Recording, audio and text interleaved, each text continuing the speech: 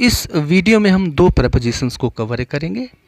पहला प्रेपोजिशन है इन और सेकंड प्रेपोजिशन है इनटू। इन दो प्रेपोजिशंस को डिटेल में हम पढ़ेंगे, अच्छी तरह से समझेंगे, उनका अर्थ समझेंगे, किस दशा में इनका यूज़ किया जाता है, किस अर्थ में किया जाता है, ये सारी चीज़ें हम डिटेल में पढ़ेंगे। इससे पहले भी मैंने प्रेपोजिशन से रिलेटेड वीडियोस बना रखे हैं, डिस्क्रिप्शन बॉक्स में आपको लिंक मिल जाएगा, वहाँ से आप जाके देख सकते हैं।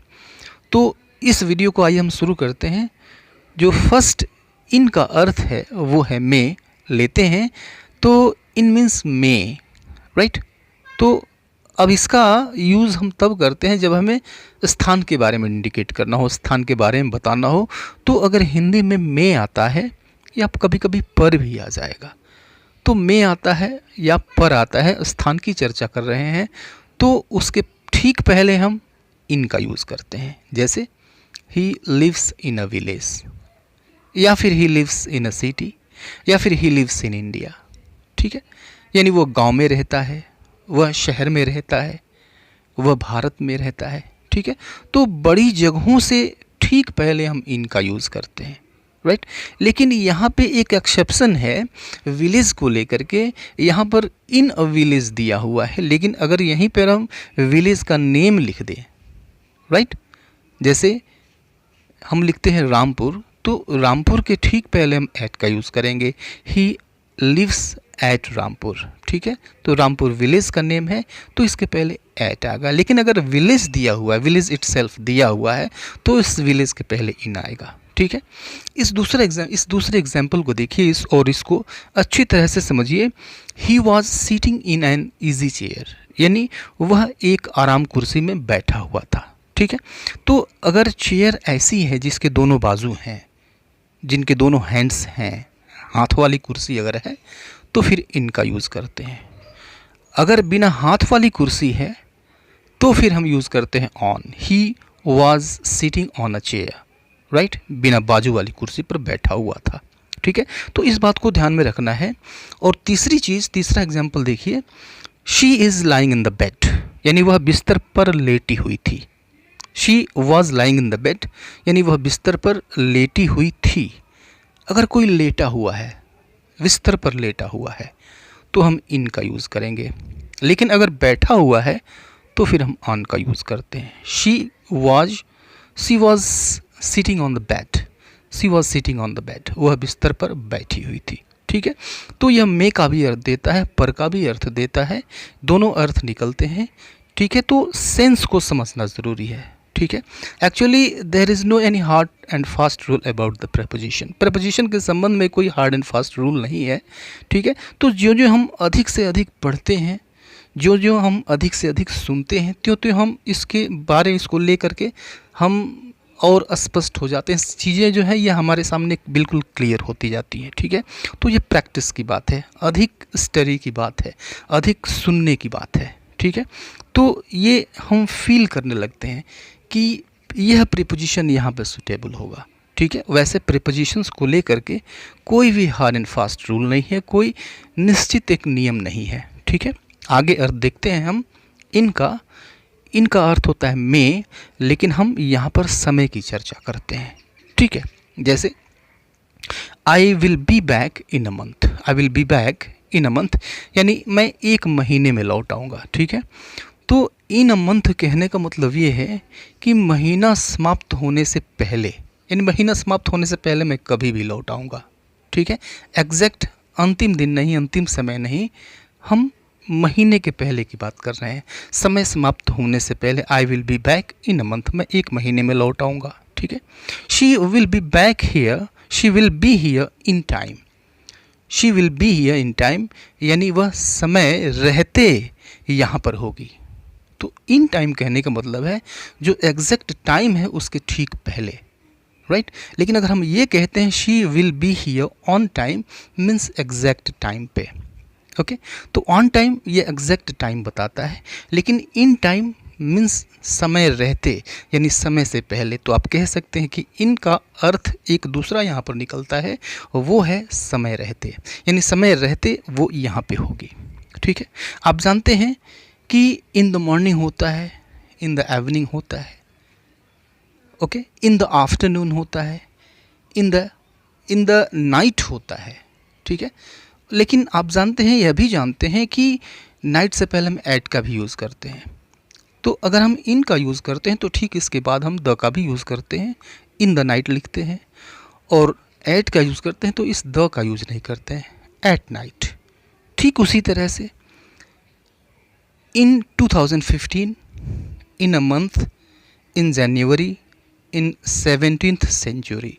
तो इन चीज़ों को ध्यान में रखना है। ये जो टाइम के डिफरेंट नेम्स हैं, इन नेम्स को याद रखना है, इनके पहले इन ही आता है, ठीक है। अगला अर्थ देखते हैं हम इनका। तो इनका अर्थ फिर से यहाँ पर एक बार में ही होता है।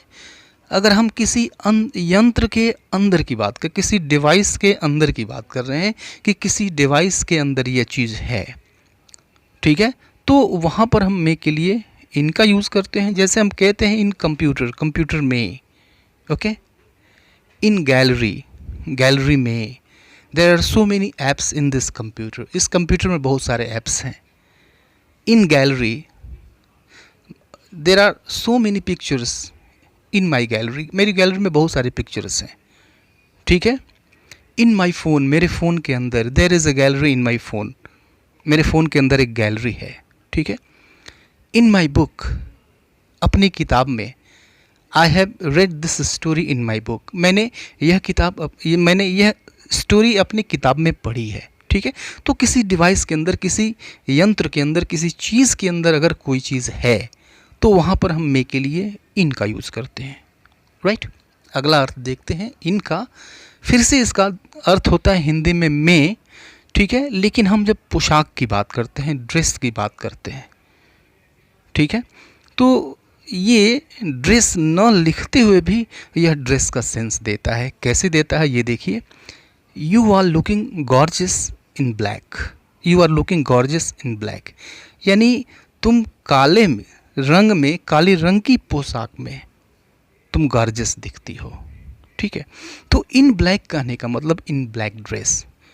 तो यहाँ पर अगर ड्रेस नहीं भी लिखते हैं तो जो सेंस है वो क्लियर है, we are talking about in black dress, हम काले पोशाक की बात करें, काले पोशाक की बात कर रहे हैं, ठीक है।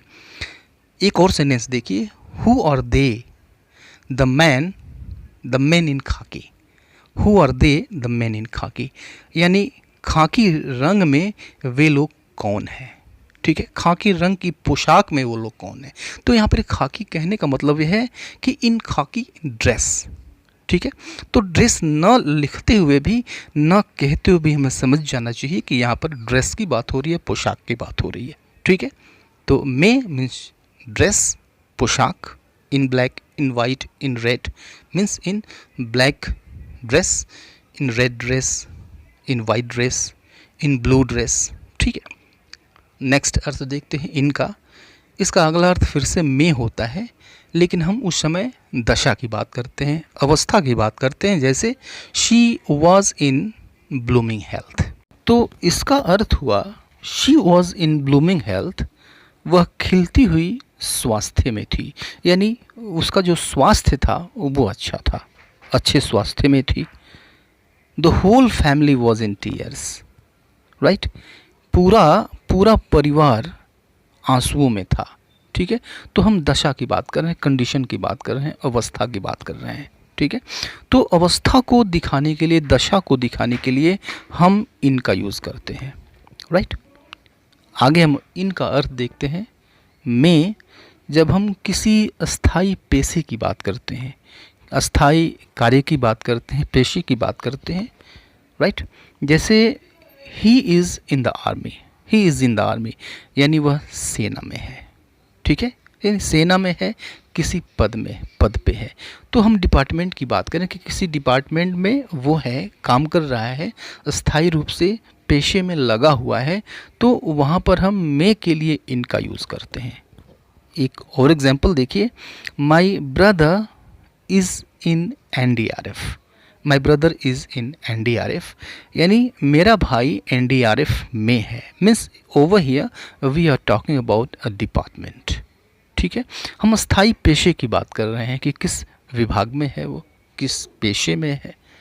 ओके, तो ये इनके कुछ अर्थ थे जिनको आपने अच्छी तरह से समझा। आइए हम देखते हैं इनटू को। इनटू के दो अर्थ निकलते हैं। इनटू का अर्थ भी में होता है, ठीक है। आपने देखा पीछे कि इन का भी अर्थ में होता है, इनटू का भी अर्थ में होता है, लेकिन इन दोनों में एक फ़र्क है, ठीक है। फ़र्क ये है कि अगर गति का बोध होता है, अगर मूवमेंट है वस्तु में, अगर कोई वस्तु बाहर से अंदर की ओर जा रही है, ठीक है, यानी मूवमेंट है, तो हम उस कंडीशन में इनटू का यूज़ करते हैं। जैसे ही केम इनटू द रूम, यानी वह कमरे में आया, ठीक है। तो यहाँ पर भी में का अर्थ निकल रहा है, लेकिन यहाँ पर मूवमेंट भी है, बाहर से अंदर की ओर मूवमेंट है, तो यहाँ पर हम में के लिए इनटू का यूज़ करेंगे। ही केम इनटू द रूम, यानी वह कमरे में आया। ओके, या फिर एक और एग्जांपल लीजिए, the child fail into the river. The child fail into the river, यानी बच्चा नदी में गिर गया, ठीक है। तो अब देखिए, नदी के बाहर से अंदर की ओर गति हो रही है, नदी में गति हो रही है। हिंदी में यह में अर्थ दे रहा है, लेकिन यहाँ पर मूवमेंट है, गति है।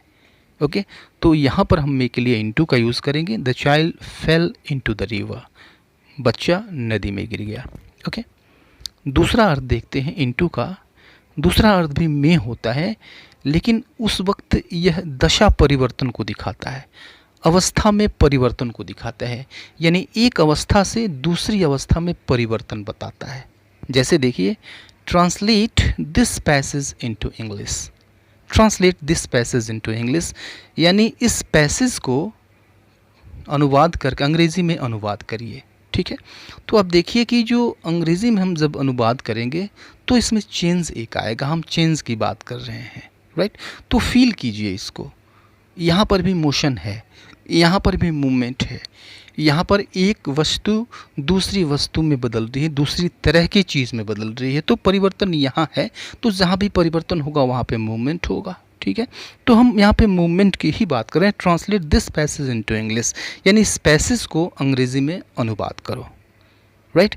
एक और एग्जांपल देखिए, the magician change the hanky into a pigeon. The magician change the hanky into a pigeon, यानी जादूगर ने हैंकी को एक कबूतर में बदल दिया।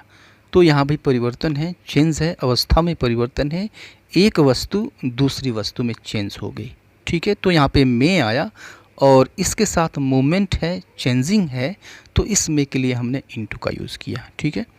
तो ये इनटू और इनके यूजेस थे। उम्मीद है कि यह वीडियो आपको काफ़ी पसंद आया होगा। पसंद आया है तो इसको लाइक करते चलें, अपने फ्रेंड्स को शेयर कर दें तो ये और अच्छी बात होगी। अगर चैनल को सब्सक्राइब नहीं किया है तो इसको सब्सक्राइब कर लें। मिलते हैं नेक्स्ट वीडियो में, तब तक के लिए good bye and take care.